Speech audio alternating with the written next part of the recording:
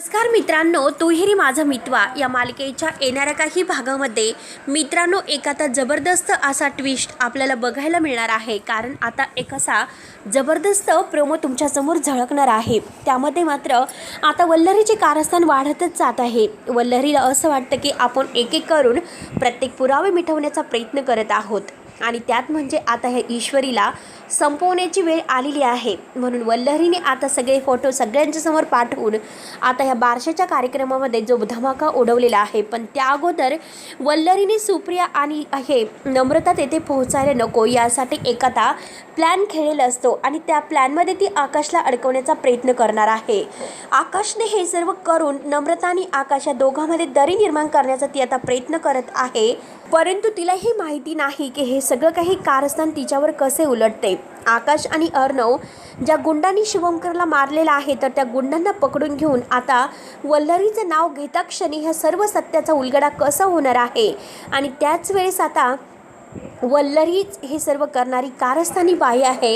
हे सर्व सत्य आता ह्या राजशिर्के कुटुंबासमोर कसे येणार आहे हे आपण ह्या व्हिडिओमध्ये पाहणार आहोत. त्यासाठी मित्रांनो व्हिडिओ शेवटपर्यंत नक्की पाहत राहा. आणि जर तुम्ही आपल्या चॅनलवर नवीन असाल तर ह्या चॅनलला सबस्क्राईब करण्यासाठी मात्र विसरू नका. तेव्हा आता मित्रांनो आजच्या ह्या भागामध्ये आता ह्या वल्लरीने शुभंकरला मारण्यासाठी गुंड पाठवलेले असतात. कारण शुभंकरला मारलं तर आता नम्रता आणि आकाश दोघांना आपल्याला वेगळं करता तर येईलच, पण सुप्रिया इकडे येऊ शकत नाही. सुप्रियाला जर इकडे येण्याचं थांबवायचं असेल तरच आपण सर्व काही हँडल करू शकतो.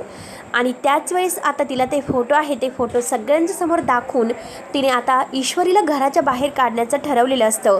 सगळेजण ईश्वरीवर आरोप करत आहे पण अर्णव तेथे येतो. अर्णव म्हणतो की आजी काही झालं तरी ईश्वरी माझी बायको आहे आणि बायको ह्या नात्याने मात्र तुम्ही जर तिला घराच्या बाहेर काढणार असेल तर मी सुद्धा आता ह्या घराच्या बाहेर जाणार आहे.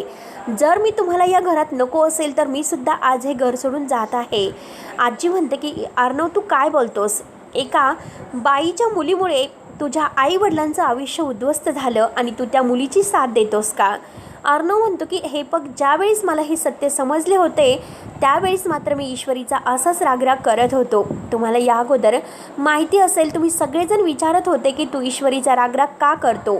पण जेव्हा आता ईश्वरीने माझे डोळे उघडले आणि सत्याचा पुरावा दिला त्याच वेळेस मला सर्व सत्य बाहेर आले. घडलेला प्रकार अर्णव सगळ्यांना सांगतो.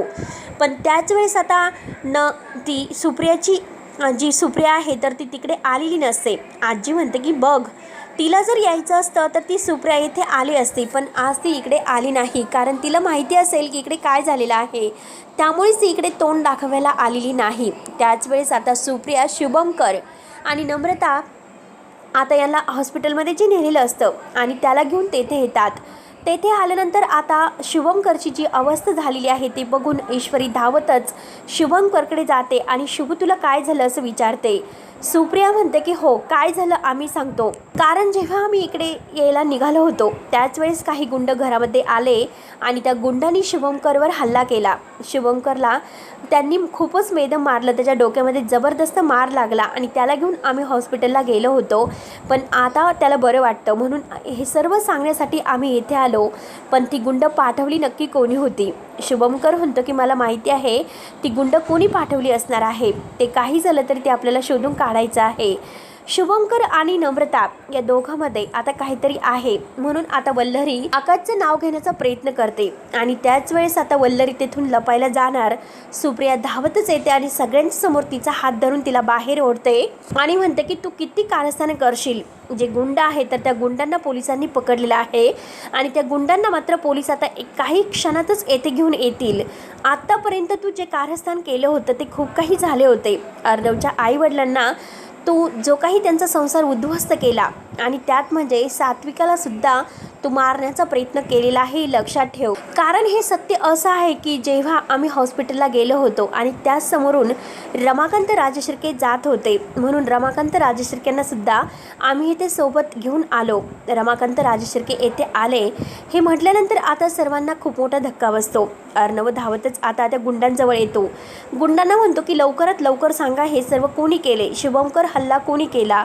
तेव्हा ते गुंड वल्लरीचं नाव घेतात आणि हे सर्व ह्या मॅडमनी करण्यासाठी सांगितले होते असं म्हणतात. तेव्हा आकाशला फारच राग येतो.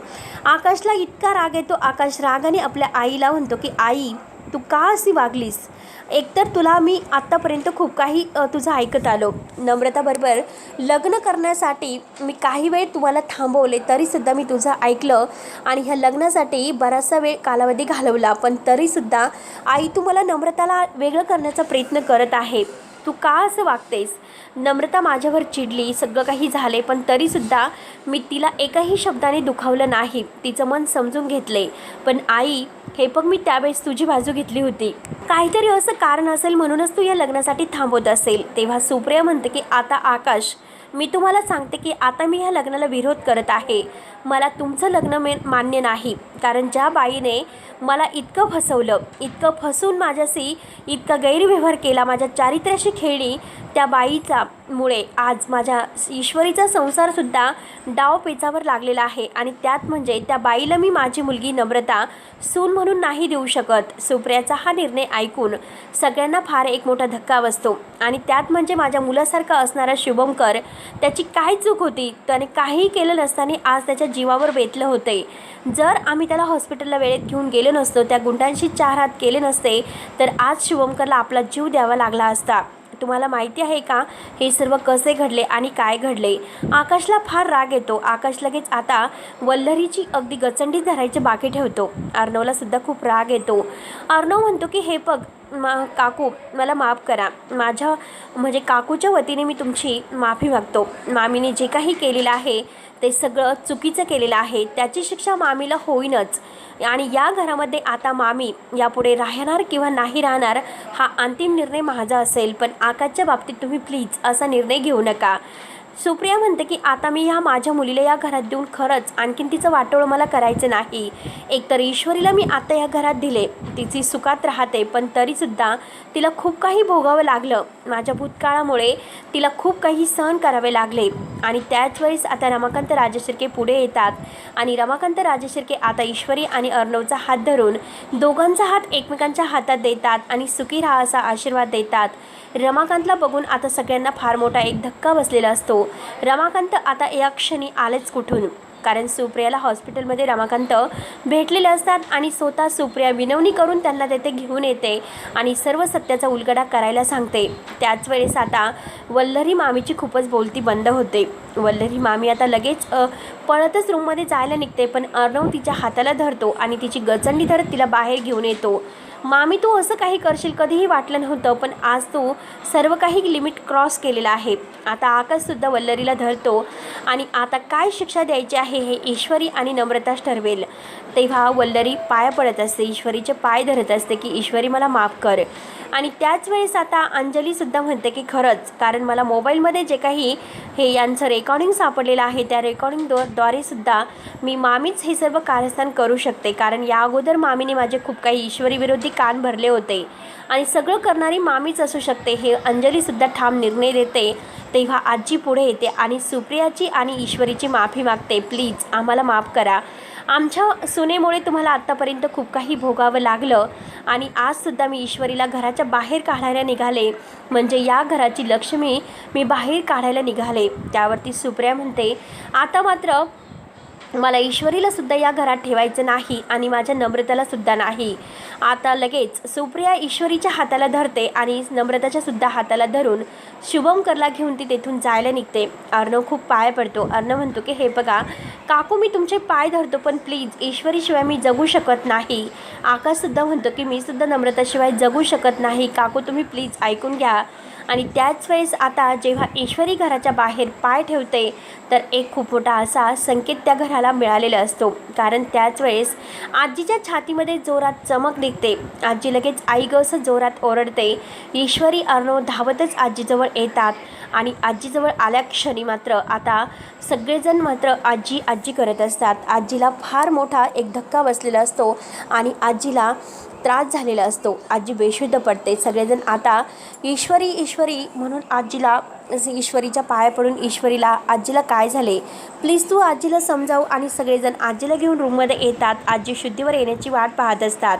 डॉक्टर आजीला चेक वगैरे करतात. आजीला कोणताही मानसिक धक्का देऊ नका. आत्तापर्यंत आजीने खूप काही सहन केले आहे, यापुढे मात्र आता त्यांना कोणताही मानसिक धक्का नको आहे असे डॉक्टरांनी बजावलेले असते. आणि आजी आता ईश्वरी शुद्धीवर जेव्हा येते तर ईश्वरी करत असते. ईश्वरीला म्हणते की ईश्वरी मला माफ कर, मी असं वागायला नको होतं. आजी शुद्धीवर आल्याचा सगळ्यांना फार आनंद होतो. सगळेजण तेथेच असतात. वल्लरी अगदी रडत असते. वल्लरीला काय करावं आणि काय नाही काही सुचत नसतं, कारण आज सगळेजण माझ्या विरोधात आहे आणि जर आणखीन पुरावे जर सगळ्यांना मिळाले तर माझं काही खरं नाही. अर्णव मात्र आता मला या घरात मोलकरणीसारखं वागायला सांगेल. आणि खरंच आज ईश्वरी म्हणते की मामी, आता यापुढे जर घरात राहायचं असेल तर कोणतंही कारस्थान न करता फक्त मोलकरणीचं काम तुम्हाला करावं लागेल. या घरात जे काही सांगितले जाईल ते उरलं सुरलं सगळं काम तुम्हाला करावे लागेल. आता वल्लरी रडत असते. वल्लरी माफी मागत असते की ईश्वरी मला माफ कर. आणि त्याच वेळेस आजी ईश्वरीला म्हणते की आता ह्या वल्लरीला काय शिक्षा द्यायची आहे तू देऊ शकते. आजी आता बोलायलाच सुरुवात करते, पण ईश्वरी म्हणते की आजी तुम्ही ट्रेस घेऊ नका, मी कुठेही सोडून नाही जाऊ शकत, मी इथे तुमच्यासोबतच आहे.